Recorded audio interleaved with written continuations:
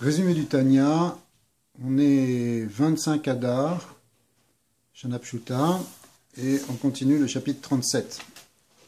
Alors on a expliqué déjà que par l'accomplissement des mitzvot, et en particulier lorsque tout Israël font les 613 mitzvot, eh bien il y a une élévation spirituelle qui se fait de la source du côté physique, qu'on appelle la Klipat Noga. Et cette Klipat Noga qui a des étincelles de sainteté, eh bien elle libère ces étincelles, elle se transforme et elle s'élève vers la sainteté. Alors, lorsque toutes les âmes d'Israël auront fait ce travail des mitzvot, de la Torah et des mitzvot, en réalité, elles vont devenir ce qu'on appelle une merkava, un chariot pour la sainteté divine. Et en étant ce chariot, alors elles vont permettre à ce moment-là de révéler réellement la puissance et la gloire de Dieu. Alors, à un point tel qu'on arrivera à un niveau où des yeux, c'est-à-dire physiquement, on pourra contempler la gloire de Dieu avec nos yeux de chair. Donc pourquoi? Parce qu'il y aura eu une transformation même de l'aspect matériel, de l'aspect physique. Même l'aspect physique sera un support de perception et de compréhension de la dimension divine. Alors, par là même, en fait, c'est pas simplement la Klipat Noga qui sera transformée, parce qu'en fait, la Klipat Noga, on a déjà expliqué plusieurs fois que c'est ce qui fait l'intermédiaire entre le domaine de la sainteté, le domaine des séphirotes, et le domaine de l'impureté, de ce qu'on appelle les 3 klipot atéméot, les 3 degrés d'impureté.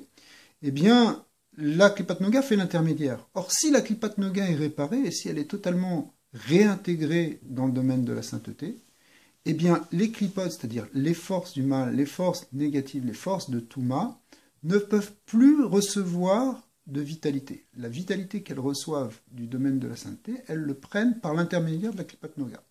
Dès que la Klipat Noga est transformée et réparée, eh bien, il n'y a plus de possibilité pour les forces de Touma de se développer, et du coup, on arrive à ce qui est prévu pour l'ère messianique, où l'esprit d'impureté va totalement disparaître de la terre.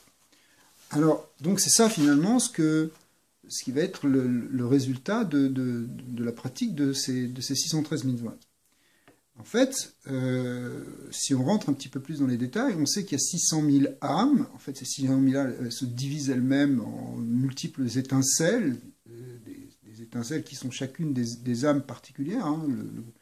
C'est expliqué dans les sphorèmes de Kabbalah, du Harizal, que toute la structure des âmes d'Israël se répartit selon les 4 mondes, selon toutes les séphirotes, et chaque neshama, chaque individu, eh bien, correspond à une racine particulière. Lorsque on va réparer en réalité par les mitzvot, on répare chacun une étincelle ou une particule d'étincelle qui correspond à notre neshama, et c'est la totalisation de toutes ces étincelles, tout ce travail de toutes les neshamot qui finit par faire le tikkun shalem, c'est-à-dire la réparation complète.